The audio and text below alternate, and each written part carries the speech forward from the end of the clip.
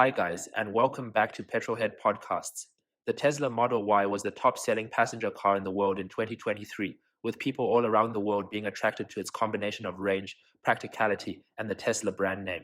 Recent price cuts, combined with attractive financing options and the ability to qualify for the $7,500 federal EV tax credit, have further boosted the Model Y's sales.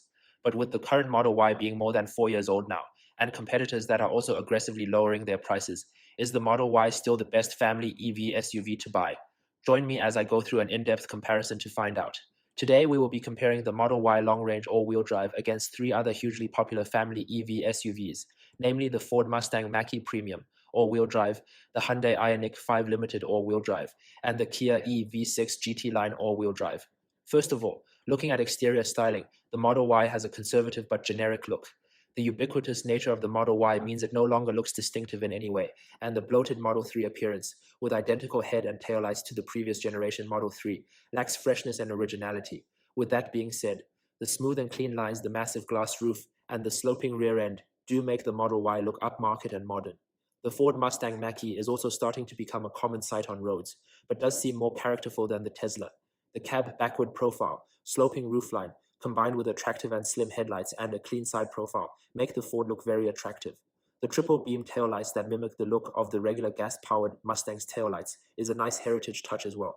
Sadly, the front on the premium model looks very plain compared to the Mustang Mach-E GT model, and the rear bumper is not the prettiest, but overall the Mach-E is a good-looking car. The Hyundai IONIQ 5 looks extremely cool, with a concept car-style look that is very striking. The slim and angular headlights, pixelated taillights combined with the geometric-shaped elements on the front and rear fascias and turbine-like wheel design gives the car a look that is very sci-fi-like. The long wheelbase, extremely short overhangs, and the hatchback-like roofline gives distinctive proportions unlike any of its competitors. I don't like the Z-shape indent in the side profile, as well as the hatchback vibe of the car, but overall the Hyundai is certainly a head-turning vehicle that is very unique. Lastly, the Kia EV6, despite sharing the IONIQ 5's platform, looks nothing like the Hyundai. The rounded fastback look of the EV6 looks extremely impressive, with highlights including the swept-back headlights, the clamshell hood, the floating roof design, and the narrow glasshouse. On the side, just like the Hyundai, the extremely long wheelbase paired with short overhangs gives it very distinctive proportions. Round back, the design of the wraparound taillights is extremely futuristic and integrates nicely into the rear spoiler. Overall, the Kia is very well designed and good-looking. In terms of exterior styling, the best out of the four is the Kia, which has a futuristic design with excellent proportions. In second place is the Ford, which also looks very modern and striking but is more generic feeling than the Kia. In third is the Hyundai, which has a unique and striking angular design but has some incoherent styling elements. In last place is the Tesla, which has a modern design but feels too similar to the last generation Model 3 and is beginning to feel dated and ubiquitous. Moving on to interiors, and the Tesla Model Y is a mixed bag. On the positive side, a lot of the materials feel relatively premium on the dashboard and door cards, with suede, soft touch plastic, and leatherette coverings. The wood grain on the dashboard also looks good. The cabin is very airy and open, with a good sense of space. Thankfully, the Model Y has not yet ditched the column-mounted stalks for indicators and gear selection, making it easier to live with on a daily basis. The 15-inch central touchscreen remains intuitive to use and full of technology. On the contrary, the lack of a heads-up display or gauge cluster that all of its rivals have is very annoying, as is the lack of physical temperature and volume adjustment knobs, a 360-degree camera, ventilated seats, and a roller blind over the glass roof. In terms of practicality, the Model Y is fantastic, offering up to 41.8 inches of front legroom, 40.5 inches of rear legroom, and a claimed total of 72.3 cubic feet of cargo capacity, including a very usable frunk offering 4.1 cubic feet of space. The Mustang Mach-E's interior makes less sacrifices. The large portrait-oriented 15.5-inch screen looks great, and the software is easy to use. Ford also includes a second screen to serve as the instrument cluster and a physical volume knob, which makes using the Mach-E more intuitive and traditional. Standard spec in the Mach-E is decent, with a premium audio system, ambient lighting, 360 camera, and heated seats, but a sunroof is optional. The material quality in the Ford is good, with highlights including the cloth coverings and abundance of stitched leatherette on the top parts of the dashboard, but there are more cheap-feeling plastics than the Tesla around the center console and lower parts of the dashboard. The Ford has decent practicality, with 43.3 inches of front legroom, 38.1 inches of rear legroom, a total of 59.7 cubic feet of cargo space, with the rear seats folded and a large 4.7 cubic feet frunk. The Hyundai has a cabin that feels more luxurious than the Tesla and Ford, with an abundance of soft touch plastics, heated and ventilated seats, a power leg rest extension, a large 12.3-inch gauge cluster, a heads-up display, ambient lighting, and metallic trim on the stalks and infotainment controls.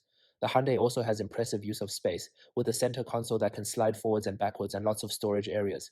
However, the main infotainment screen at 12.3 inches and shared with the Kia is not as intuitive and easy to use as the Teslas, and the screen feels small next to the Ford and Tesla. In terms of practicality, the Hyundai is great, with 41.7 inches of front legroom, 39.4 inches of rear legroom, and 59.3 cubic feet of cargo capacity. Unfortunately, the frunk in the Hyundai is tiny, with less than 1 cubic feet of available space. Lastly, the Kia EV6 has a cabin that is not as impressive as the Hyundai. Material quality in the Kia is the worst of the four cars, with hard touch plastics almost everywhere you look and touch, and the seat material feels very low grade. The Kia also has less clever storage solutions than the Hyundai, and the interior in general feels pretty low rent for the price. The Kia is also well equipped with two 12.3-inch displays, a heads-up display, heated and ventilated seats, a 360-degree camera, a Meridian sound system, and ambient lighting, all standard on the GT-Line model. In terms of practicality, the Kia has 42.4 inches of front legroom, 39 inches of rear legroom, but only 50.2 cubic feet of storage, with the rear seats folded and a tiny frunk. Overall, for interiors, the best of the four is the Hyundai, which has great build and material quality, lots of standard features, and clever storage. In second is the Ford. It has a user-friendly cabin with decent levels of technology and materials, but the materials aren't as good as the Hyundai and Tesla. In third place is the Tesla. The Model Y has a lot of interior volume, good materials, and an impressive infotainment, but the lack of many essential features limits its usability. In last place is the Kia. The EV6 has a lot of standard features, but has the least cargo volume and the cheapest feeling interior materials. In terms of drivetrains, the Tesla Model Y long range has a dual-motor, all-wheel drive setup, producing 384 horsepower and 375 pound-feet of torque from an 84.6 kilowatt-hour battery. The Model Y accelerates from 0 to 60 miles per hour in 4.8 seconds and has an EPA estimated range of 310 miles. Charging is through a 400-volt architecture, with 10 to 80% taking about 40 minutes. The Ford Mustang Mach-E Premium has a dual-motor all-wheel drive setup, producing 365 horsepower and a massive 500 pound-feet of torque from a 91 kilowatt-hour battery. The Mach-E accelerates from 0 to 60 miles per hour in 4.1 seconds and has an EPA estimated range of 300 miles. The Ford also only supports the 400-volt architecture, with 10 to 80% charging times similar to the Tesla. Conveniently, Ford owners can now also access Tesla's supercharger network, making the Mach-E a more attractive purchase. The Hyundai IONIQ 5 and Kia EV6 are mechanically identical, and both have dual-motor all-wheel drive setups, producing 320 horsepower and 446 pound-feet of torque from 77.4 kilowatt-hour batteries. The IONIQ 5 and EV6 accelerate from 0 to 60 miles per hour in around 4.5 seconds and have EPA estimated ranges of 260 miles and 252 miles respectively. The Hyundai and Kia both support the 800-volt architecture, allowing them to charge from 10 to 80% in just 18 minutes at fast charge stations. Hyundai and Kia EVs will be able to charge through the Tesla supercharger network starting in Q1 2025. In terms of drivetrains, the most impressive is the Ford, with the fastest acceleration time, the most torque, and a long range. In second is the Model Y, which also has a long range but is slower than the other three. A close third is the Hyundai and Kia. Both still have impressive powertrains and class-exclusive support for 800-volt fast charging, but the lower range figures limit their appeal, even if in the real world, testing have shown the IONIQ 5 and EV6 to easily exceed their EPA claimed range figures. Moving on to the driving experience, and the Tesla is not a very interesting car to drive. On the positive side, the Model Y has a stable and isolated feel on smooth surfaces, good responsiveness from the electric motors, and quick steering. However, while the handling is decent, body lean is still pretty noticeable, especially compared to the other three cars.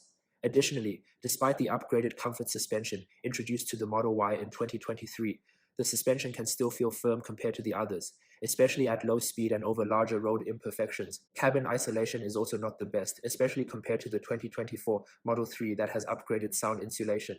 The Mustang Mach-E drives better than the Tesla. The Ford feels spirited, with handling that is slightly more engaging than the Tesla, and precise steering, although it too has noticeable body lean when pushed hard. Ride comfort is good in the Ford, with a settled and compliant ride over most surfaces, although it still does not feel as plush as the Hyundai and Kia in this respect. Cabin isolation is also good, with the Ford being noticeably quieter than the Tesla on the move. The Hyundai IONIQ 5 rides like a luxury car, with extremely supple and compliant suspension, thanks to the advanced frequency selective dampers. The cabin is very quiet at speed too. The IONIQ 5's handling is also excellent, with superb body control in corners and a fun character.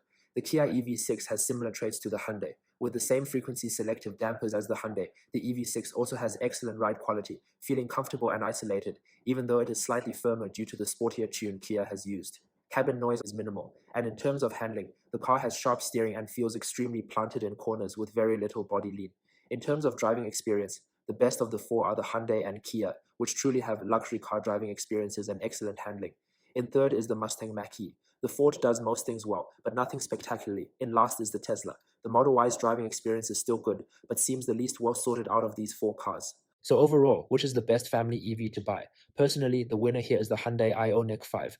The IONIQ 5 offers head-turning styling, a luxurious and well-thought-out interior, and a refined and polished driving experience. In second place is the Mustang Mach-E. The Ford offers a better driving experience than the Tesla and a more conventional interior, but is not as refined as the Hyundai and Kia. In third is the Tesla. The Model Y does not drive as well as the others and has the most simplistic interior, but offers the most practical cabin, excellent value for money, and good material quality. The Kia comes in last. The EV6 has an excellent driving experience and looks great, but unfortunately has the lowest claimed range of the four, the least cargo volume, and a cheap-feeling interior. So what do you guys think of these four family EVs? Let me know in the comments below. And as always, please like this video and subscribe to my channel to be the first to see more amazing content like this in the future. Cheers!